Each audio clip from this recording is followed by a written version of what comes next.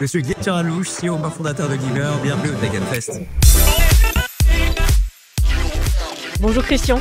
Bonjour. Je suis ravie de t'accueillir aujourd'hui au podcast du Tech Fest, justement pour parler de tech, d'innovation, de santé, de e-santé. On va parler de tout ça.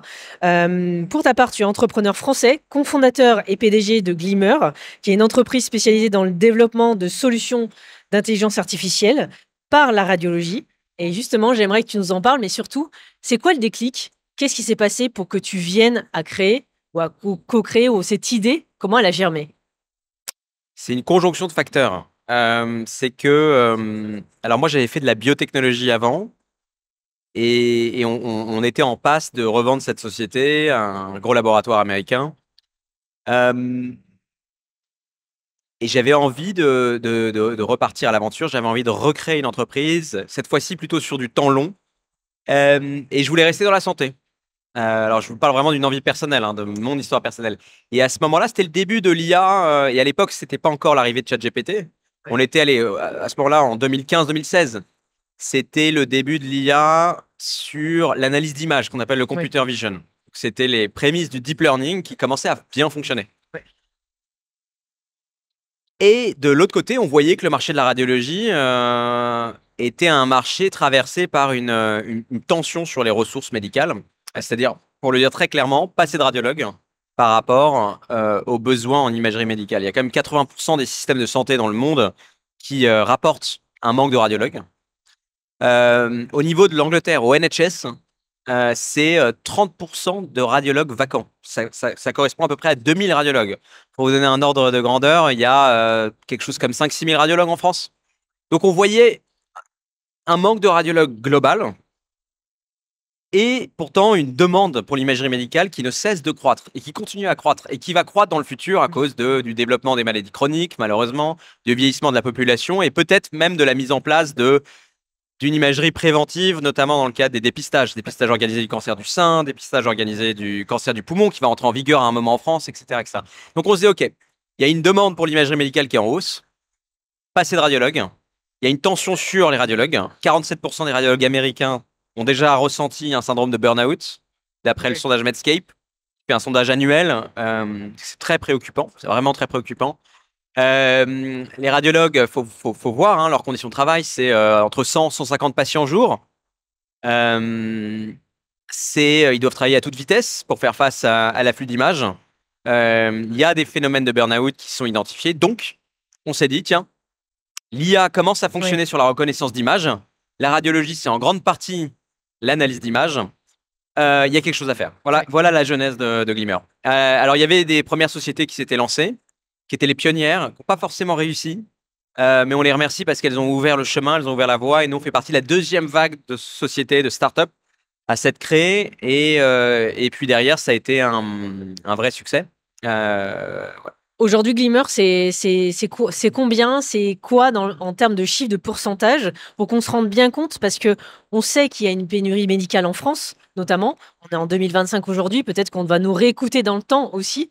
Mais j'aurais jamais imaginé, avant de préparer notre échange, dans la radiologie, avoir à la fois le burn-out des professionnels de santé et à la fois ce manque assez présent. Ouais, alors, Glimmer, donc en quelques chiffres, maintenant, c'est une société qui a un peu plus de 80 employés, qui double son activité, ses revenus chaque année. C'est une société dont les solutions d'intelligence artificielle sont déployées dans à peu près 2000 hôpitaux et centres d'imagerie privés dans plus de 40 pays, principalement en Europe de l'Ouest et aux États-Unis. Donc c'est une société qui est clairement internationale, hein. On fait plus que 30% de nos revenus en chambre, non pas en chambre, on fait plus que 30% de nos revenus en France et à peu près 25% de nos revenus aux États-Unis. Donc c'est vraiment une organisation globale qui apporte cette technologie dans le monde entier parce que ce problème-là d'un écart croissant entre la demande pour l'imagerie médicale et la capacité du système de santé à interpréter ces images, cet écart croissant, il est quasiment partout pareil. Voilà. Ce qui est intéressant dans ta solution, votre solution, parce que il n'y a pas que toi maintenant, il y a une équipe autour, c'est qu'on intègre vraiment l'IA et ne pas en avoir peur. Pourquoi? Parce que au fur et à mesure des échanges, on entend tout et son contraire sur l'IA, sur justement les nouvelles technologies. Comment vous l'intégrez au sein de l'équipe? Et justement, ça en fait presque une force, parce que ça permet de soulager le corps médical, notamment les radiologues, mais il y a aussi d'autres avantages, parce que la machine va être beaucoup plus performante que nous, humains. Ouais, alors nous on a le beau rôle parce que on a quand même une mission qui est, on peut le dire, tech for good. On enregistre sur des études cliniques qu'on fait sur nos solutions environ une réduction de 30% des faux négatifs. Donc, ça dépend évidemment des applications, Oui. ça dépend évidemment des études cliniques, mais c'est à peu près l'ordre de grandeur que je peux vous témoigner ici. Donc, c'est sûr que ça aide les radiologues c'est un filet de sécurité en fait. Ça les aide à ne pas passer à côté d'anomalies qui peuvent être critiques et qui peuvent changer la prise en charge des patients. Donc, ce qu'on fait, c'est quand même chouette. Et c'est d'ailleurs un facteur qui motive les équipes. On est vraiment embarqué dans une mission noble. C'est une première chose. La deuxième chose, c'est que contrairement à d'autres domaines de l'IA, on a la chance, nous, de ne pas souffrir du problème d'explicabilité. Vous savez, souvent, c'est la grande critique. On dit l'IA, c'est une boîte noire, c'est une boîte noire. Ouais. C'est une boîte noire, c'est clair, mais le cerveau est une boîte noire aussi. Moi, je Oui. tiens à le dire. On ne sait pas du tout comment ça fonctionne. Enfin, on a quelques pistes, mais pas beaucoup plus que les réseaux de neurones artificiels. Donc oui, c'est une boîte noire, mais la grosse différence avec notre boîte noire à nous, qui est Glimmer, c'est que cette boîte noire, elle pointe des zones dans des images et elle dit, bah voilà, là, il y a une fracture. Donc, il y a un humain derrière, un radiologue, qui est capable de valider ce que l'IA lui dit. Oui.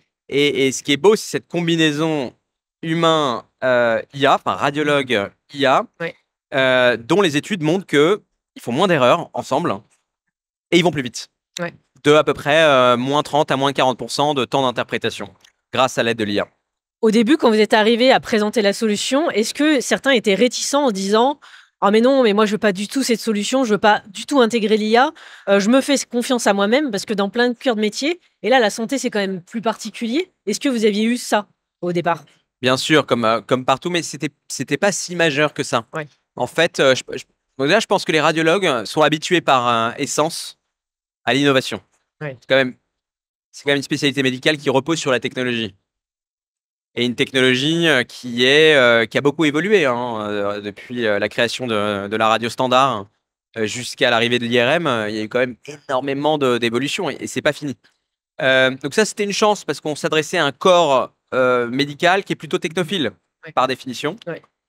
De deux, ils n'ont pas vraiment le choix. Encore une fois, 47% des radiologues américains ont déjà ressenti un syndrome de burn-out. Donc, c'est une question qui ne se pose pas. Il y a vraiment ce qu'on dit en anglais, un shortage. C'est dur à traduire en français, je trouve. On va laisser comme ça, c'est bien. Mais il y a un vrai shortage de radiologues à l'échelle mondiale. Et donc, la question, c'est plutôt comment les aider. Ouais. Alors, les vrais retours qu'ils ont pu nous faire, c'est non, mais on connaît, nous, l'IA, puisqu'on utilisait des systèmes qu'on appelait des CAD. Avant, dans les années 80-90, ont été créés les premiers CAD, ça veut dire Computer Aided Detection System, qui reposaient sur des technologies qui n'étaient pas de l'IA à l'époque, qui étaient du traitement d'image.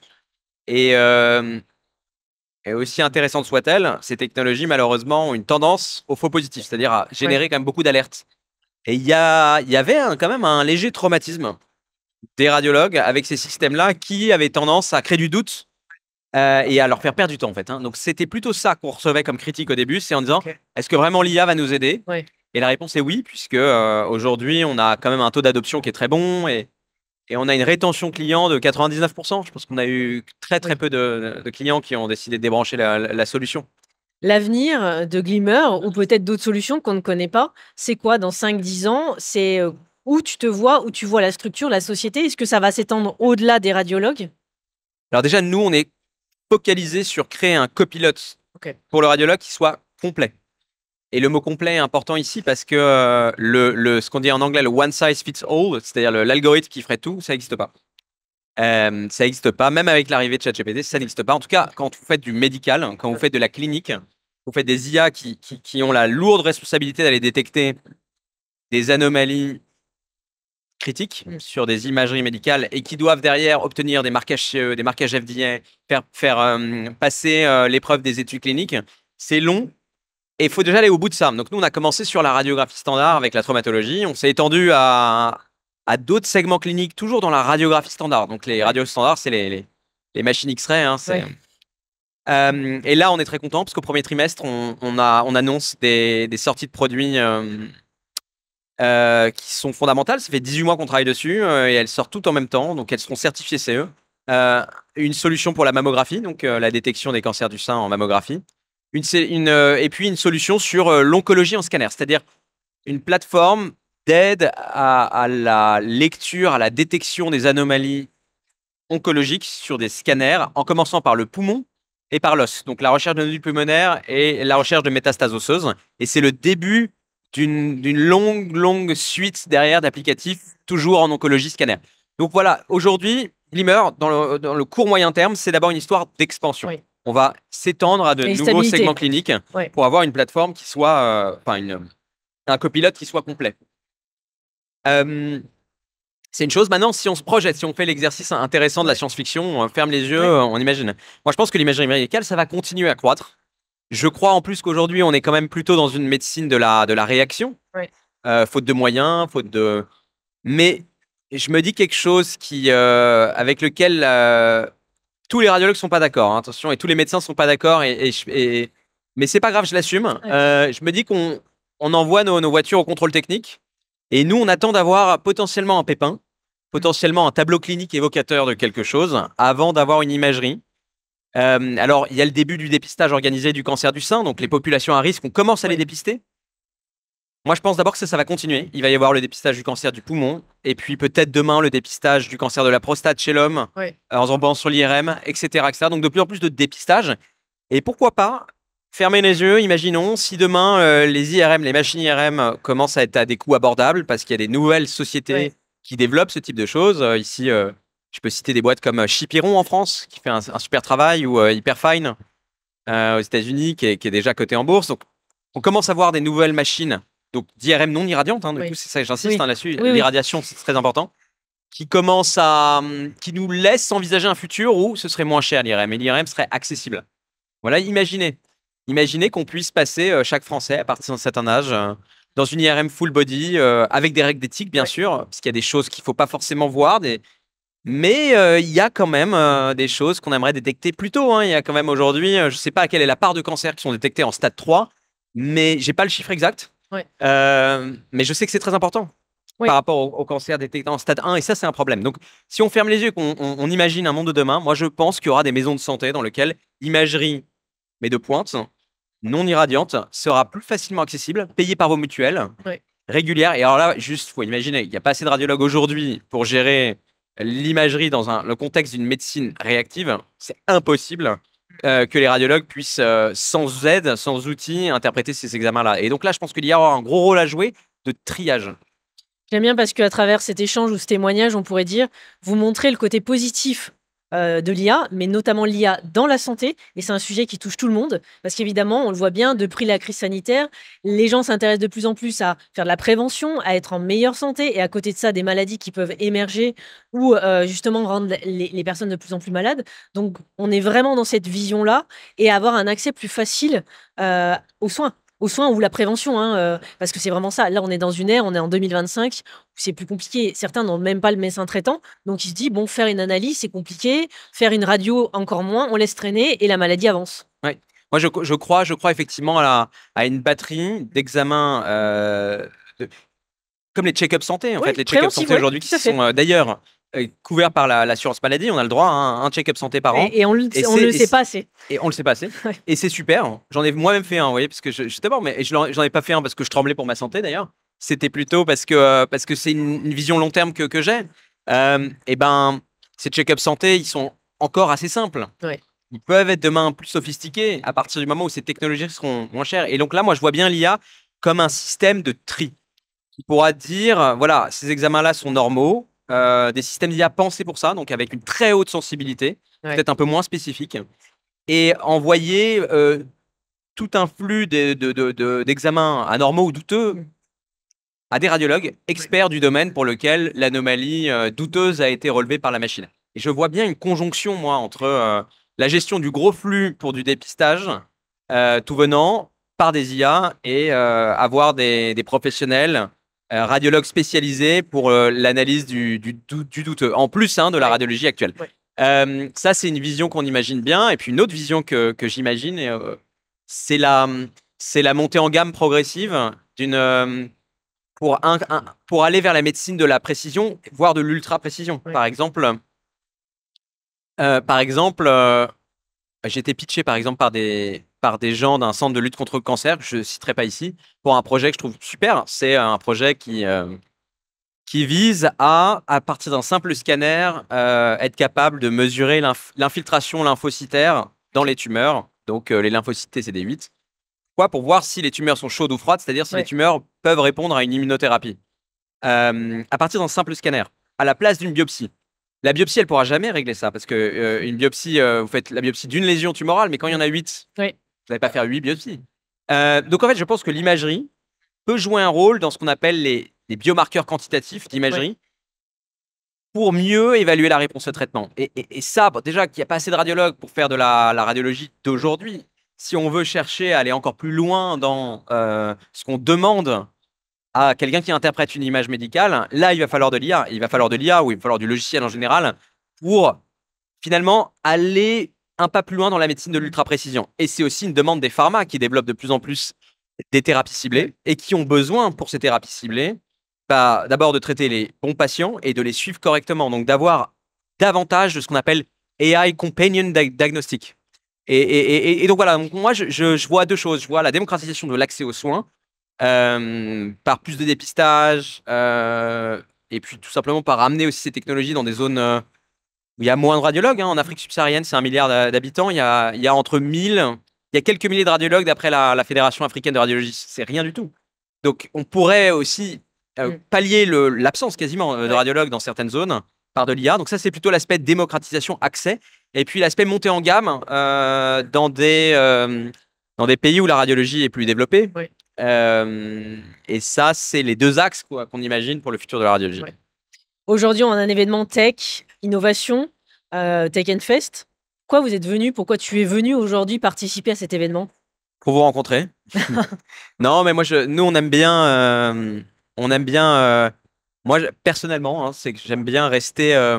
pour rester à la pointe. J'aime bien me baigner dans des endroits de haute innovation. Il y a de l'intensité, il y a du partage, il y a du mélange. C'est surtout pour ça, pour être honnête.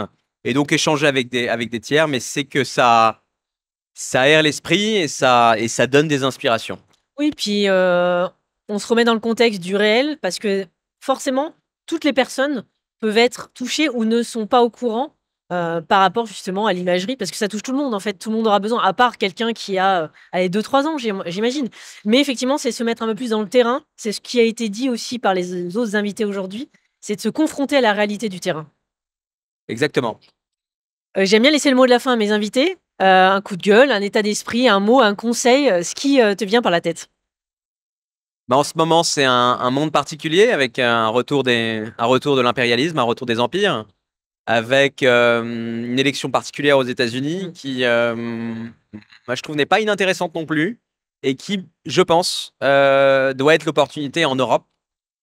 On a une belle Europe autour de valeurs solides et fondamentales et ça va être le moment, justement, peut-être d'arrêter de diverger sur des micro-sujets, des différences de degrés entre nous et se recentrer sur les valeurs fondamentales qui font que l'Europe est belle et arriver à reprendre notre destin en main. Donc, c'est évidemment un large vœu, mais au niveau des entrepreneurs, moi, j'ai envie de demander, allons-y, créons des champions, débrouillons-nous avec la BPI, débrouillons-nous avec des fonds souverains européens pour commencer à créer nos propres GAFAM. Et ça, je l'appelle de tous mes voeux et je pense que c'est une super opportunité. Maintenant que le monde est à nouveau risqué, nous, Européens, on va devoir se réveiller et je pense que c'est bien. Merci pour ces mots, Christian. Et puis peut-être à une prochaine occasion. À une prochaine occasion. Merci.